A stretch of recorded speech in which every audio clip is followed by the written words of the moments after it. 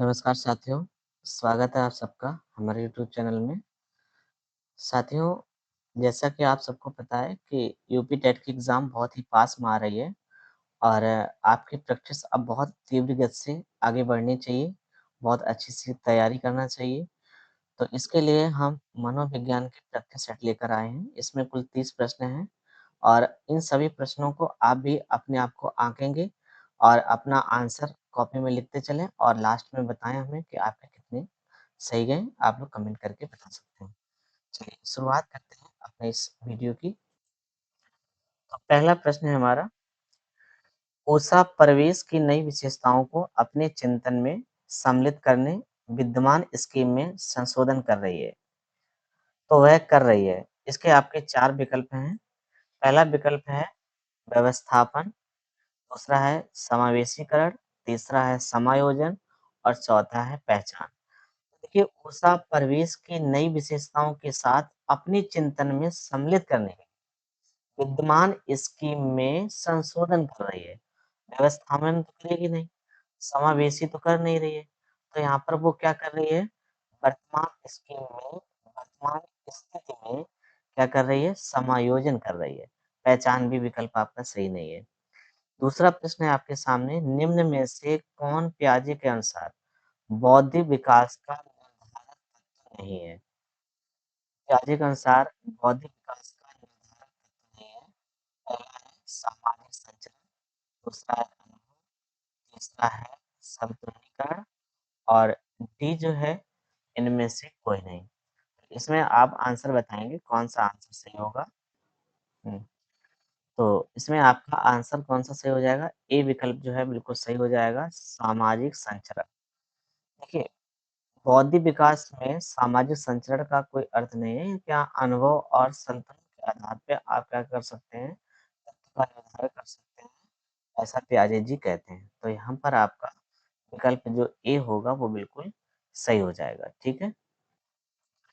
तो जीन पियाजे के अनुसार बौद्धिक विकास के निर्धारक तत्व निम्न हैं, संवेदना है और प्रत्यक्षीकरण, ये अनुभव कहलाता है, अवलोकन यानी ध्यान, स्मृति यानी कल्पना, चिंतन, इसी को चिंतन को ही सल्पनीकरण कहा जाता है और ये तर्क से संबंधित है, निर्णय बुद्धि से संबंधित है और भाषा अधिगम से संबंधित है। तो यहाँ सामाजिक संचार बौद्धिक विकास का निर्धारक तत्व नहीं है। तो ये आपका आंसर सही हो जाएगा। अगला प्रश्न है आपका, शिक्षा के 3 प्रमुख आधार हैं एवं शिक्षा के 3 प्रमुख आधार क्या हैं? तो यहाँ पर देखिए 3 विकल्प हैं, 4 विकल्प हैं आपके। पहला है शिक्षक, छात्र और पाठ्यक्रम। यहाँ पहले विकल्प आपका सही हो रहा है। शिक्षा के 3 आधार हैं, जिसमें शिक्षक, छात्र और पाठ्यक्रम आते हैं। जॉन डेवी ने शिक्षा को त्रिमुखी त्रिध्रुवीय प्रक्रिया कहा है। तो 3 ध्रुवीय प्रक्रिया में यहाँ देखिए जॉन डेवी के अनुसार शिक्षा के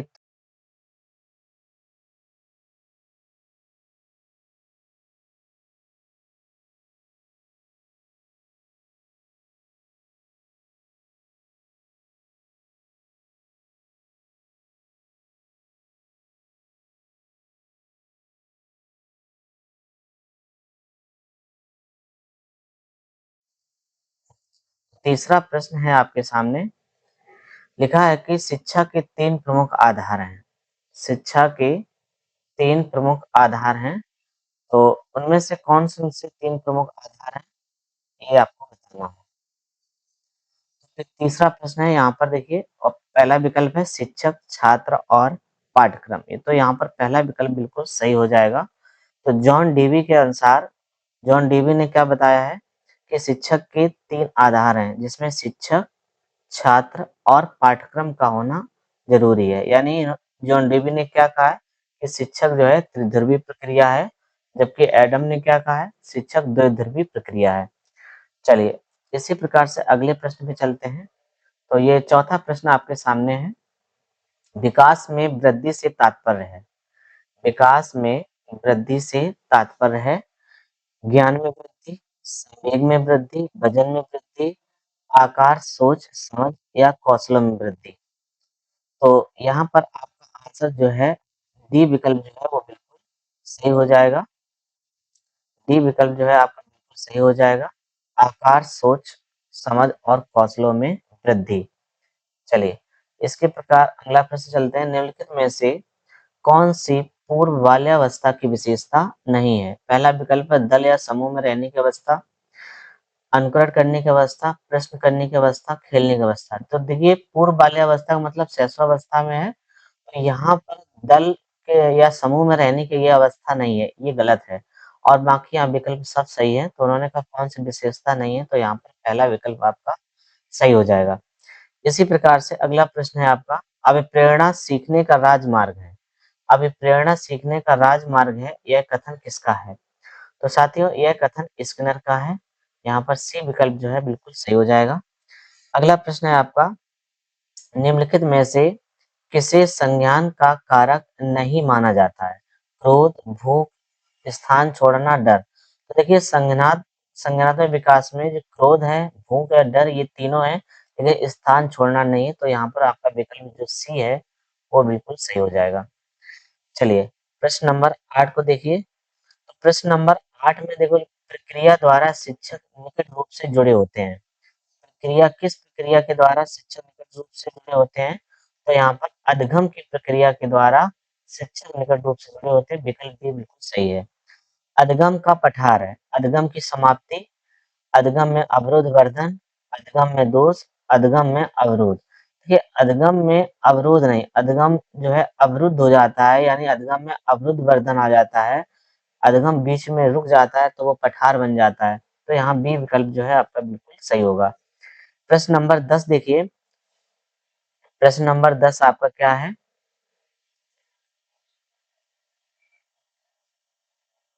हम्म प्रश्न नंबर 10 है कि एक उद्दीपक जो बिना किसी प्रयोगात्मक फेर बदल के अनुक्रिया उत्पन्न करता है तो उसे हम कहते हैं। तो उसे हम क्या कहते हैं? तो यहाँ पर आपके पहला विकल्प है अनुक्रिया उद्दीपक, अनुबंध रहित उद्दीपक। एक उद्दीपक जो बिना किसी प्रयोगात्मक फेर बदल के अनुक्रिया उत्पन्न करता है तो उसे हम क्या कहते हैं? अनुबंध रहित उद्दीपक। क्या कहते हैं? अनुबंध रहित उद्दीपक। चलिए, आगे चलते हैं अगले प्रश्न पे। चलिए, तो अगला प्रश्न आपके सामने है।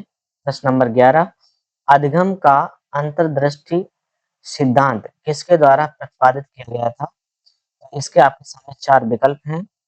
वॉल्फगैंग Kohler, Jerome Bruner, Martin Seligman, Erikson. तो यहाँ पर आपका पहला विकल्प जो है बिल्कुल सही हो जाएगा। व्यवहार का करना पक्ष में आता है। व्यवहार का करना ये पक्ष में आता है, तो किसके पक्ष में आता है? तो पहले विकल्प है सीखने के गति क्षेत्र। यहाँ पर 12 का ए सही है। व्यवहार करना पक्ष के सीखने के गति क्षेत्र में आता है। और सीखने के गति क्षेत्र से तात्पर्य उन क्रियाओं पर नियंत्रण से है जो शिशु को परिवेश के साथ समायोजन में सहयोग देती है। अगला प्रश्न है प्रश्न नंबर 13। तो यहाँ लिखा है कि कक्षा 1 और 2 स्तर के बच्चे कक्षा 1 और 2 स्तर के बच्चे अमूर्त अनुभव से शीघ्र सीखते हैं। तो ये तो बात सही नहीं है। मूर्त अनुभव से बिल्कुल सही बात है। कक्षा 1 और 2 बच्चे जो मूर्त अनुभव से वो शीघ्र सीखते हैं, तो यहाँ बी विकल्प बिल्कुल सही हो जाएगा। शीघ्र पढ़कर सीखते हैं गलत है, लिखकर सीखते हैं ये भी गलत है। चलिए, अगला प्रश्न है आपका प्रश्न नंबर 14। शिक्षण की योजना विधि में शिक्षक की भूमिका है। तो शिक्षण योजना में जो शिक्षक की भूमिका है वो एक प्रक्रिया पद्धति में शिक्षक की भूमिका मित्र या दार्शनिक या निर्देशक के समान होती है। तो यहाँ पर विकल्प जो सी है वो बिल्कुल सही होगा। और जैसे प्रयोजना विधि होती है, प्रयोजना विधि के जनदाता कौन है? बताइए आप लोग कमेंट करके। हाँ, किलपैट। ओके। 15 नंबर, प्राथमिक कक्षा के शिक्षक के लिए निम्नलिखित में से किसका ज्ञान होना सर्वाधिक आवश्यक है? तो यहाँ पर 15 का ए सही है। बाल मनोविज्ञान का ज्ञान होना अति आवश्यक है। प्रश्न नंबर 16 देखिए। विशेष शिक्षा इससे संबंधित है। विशेष शिक्षा किससे संबंधित है? विशेष शिक्षा विकलांगों के लिए, प्रतिभाशाली बच्चों के लिए प्रशिक्षण कार्यक्रम के लिए, प्रतिभाशाली शिक्षकों के लिए, प्रतिभाशाली लोगों के लिए नहीं, विकलांग यानी दिव्यांग के लिए शैक्षिक कार्यक्रमों से संबंधित है। तो यहाँ पर 16 का डी ऑप्शन बिल्कुल सही हो जाएगा। प्रश्न नंबर 17 लिखा है हस्तशिल्प की शिक्षा दी जानी चाहिए। सामान्य बालक को, पिछड़े बालक को, मंदबुद्धि बालक को या प्रखर बुद्धि के बालक को। तो यहाँ पर आपका 17 का आंसर जो सही है बी जो है पिछड़े बालक को हस्तशिल्प की शिक्षा दी जानी चाहिए, किंतु पिछड़े बालक विशेष रूप से दें इसलिए चाहिए क्योंकि पिछड़े बालक सामान्य तौर पर सामाजिक, आर्थिक व मानसिक रूप से पिछड़े होते हैं। इन बालकों को हस्तकौशल के माध्यम से उनकी उन्नति अच्छे से की जा सकती है। चलिए प्रश्न नंबर 18 आपके सामने है, बुद्धि है। बुद्धि क्या है? एक स्वाभाविक मानसिक योग्यता है, एक अंगीकार करने की क्षमता है, सीखने की क्षमता है या डी ऑप्शन। तो यहाँ पर आपका आंसर डी जो है वो बिल्कुल सही है। बुद्धि एकल घटक या एकल अव्यय सिद्धांत या एक कारक सिद्धांत बताइए किसका है? तो यहाँ पर बुद्धि का एक कारक सिद्धांत जो है, हाँ जी सबको पता है। हाँ बताओ ऑप्शन में।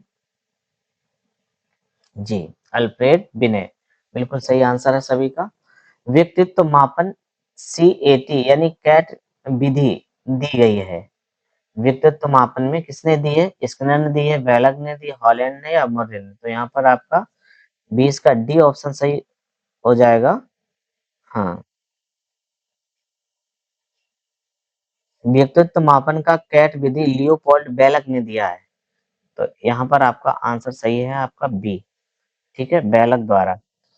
और कैट को बाल अंतर्बोध परीक्षण कहा जाता है। इस परीक्षण में 10 चित्र होते हैं। कितने चित्र होते हैं? 10, जो विभिन्न असंरचित परिस्थितियों में जानवरों को व्यवहारों को प्रदर्शित करते हैं। ठीक है, और मुर्गे की बात करें तो इनका टैट परीक्षण था। ये टैट परीक्षण किसका है? बेलक का है। और टैट परीक्षण जो है ये मुर्गे का है। टैट परीक्षण किसका है? तो ये मुर्गे का है। और हॉलैंड का कैरियर विकास का सिद्धांत है। इनका क्या है? कैरियर विकास का सिद्धांत। तो यहाँ पर बी विकल्प सही है। चलिए आगे चलते हैं।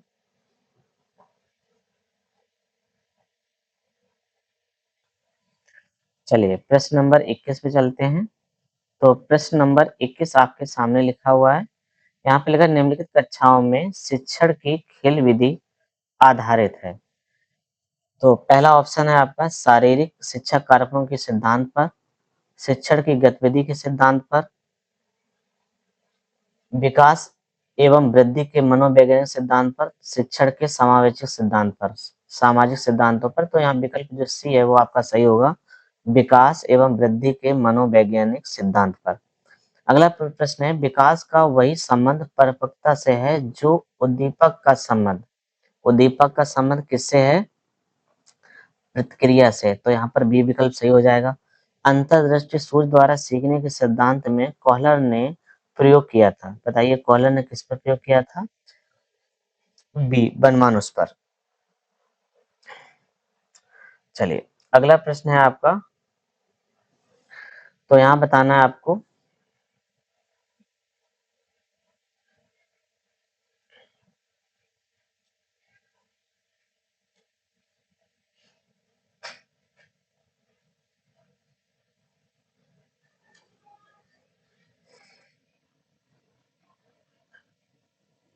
निम्नलिखित में अभिप्रेरणा के घटक को पहचान करें।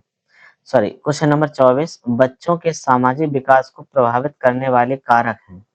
तो यहाँ पर 24 का आंसर क्या हो जाएगा? बी सामाजिक परिवेशजन्य और तत्व। डिसलेक्सिया में यह करने में कठिनाई होती है। तो बताइए डिसलेक्सिया में क्या करने में कठिनाई होती है? तो यहाँ पर आपका पढ़ने या वर्तनी में कठिनाई होती है। यहाँ पर आपका ए विकल्प जो है बिल्कुल सही हो जाएगा। इसके बाद प्रश्न नंबर 26 देखिए निम्नवत प्रेरणा के घटकों की पहचान कीजिए। तो इसमें आपका कौन सा विकल्प सही होगा? देखिए तो इसके 4 विकल्प आपके सामने हैं। पहला है आवश्यकता, दूसरा है अंतर्निहित, तीसरा है प्रोत्साहन और चौथा है डी यानी उपर्युक्त सभी। तो यहाँ पर आपका आंसर जो है डी वाला सही हो जाएगा, उपर्युक्त सभी। प्रश्न नंबर 27 देखिए मानवीय मूल्यों जो प्रकृति में सार्वत्रिक हैं के विकास का अर्थ है। तो यहाँ 27 का बी ऑप्शन हो जाएगा। इसको क्या कहेंगे? अंगीकरण। क्या कहेंगे? अंगीकरण। यानी बी विकल्प सही हो जाएगा। देखिए राधा कुमुद मुखर्जी ने इसके बारे में लिखा है कि मूल्य समाज द्वारा मान्यता प्राप्त इच्छाएं एवं लक्ष्य हैं जिनका अंतःकरण सीखने या सामाजिककरण की प्रक्रिया के माध्यम से होता है। चलिए अगला प्रश्न है पूरे आवृत्ति वितरण के प्रतिनिधित्व करने वाला मान को कहा जाता है। पूरे आवृत्ति वितरण के प्रतिनिधित्व करने वाला मान को क्या कहा जाता है? तो 28 का बी आंसर सही है, केंद्रवर्ती प्रमाप का मान। चलिए अगला प्रश्न है आपका व्यक्त में व्यक्त में उन मनोशारीरिक अवस्थाओं का गतिशील संगठन जो उसके पर्यावरण के साथ अद्वितीय सामंजस्य निर्धारित करता है कहलाता है। तो 29 का आपका ए विकल्प है, यहाँ पर व्यक्तित्व व्यक्तित्व कहलाता है। और ऑलपोर्ट के अनुसार ये ऑलपोर्ट की परिभाषा है कि व्यक्तित्व में उन मनोशारीरिक अवस्थाओं का गतिशील संगठन है जो उसके पर्यावरण के साथ अद्वितीय सामंजस्य निर्धारित करता है कहलाता है। उसे हम क्या कहते हैं? व्यक्तित्व कहते हैं। और प्रश्न नंबर 30, तो यहाँ पर निम्नलिखित में से कौन सा बुद्धि का कारक नहीं है? ये बताना भाई कौन सा बुद्धि का कारक नहीं है। तो यहाँ पर देखिए एक कारक बुद्धि का कारक है, एक कारक बुद्धि का कारक है, द्विकारक भी है, बहुतत्व भी है, लेकिन प्रत्यागमन का सिद्धांत यह बुद्धि से संबंधित नहीं है। तो यहाँ पर आपका विकल्प जो सी है वो बिल्कुल सही हो जाएगा। ठीक है, तो इस प्रकार से हम लोगों ने ये 30 प्रश्नों को हल कर लिया है।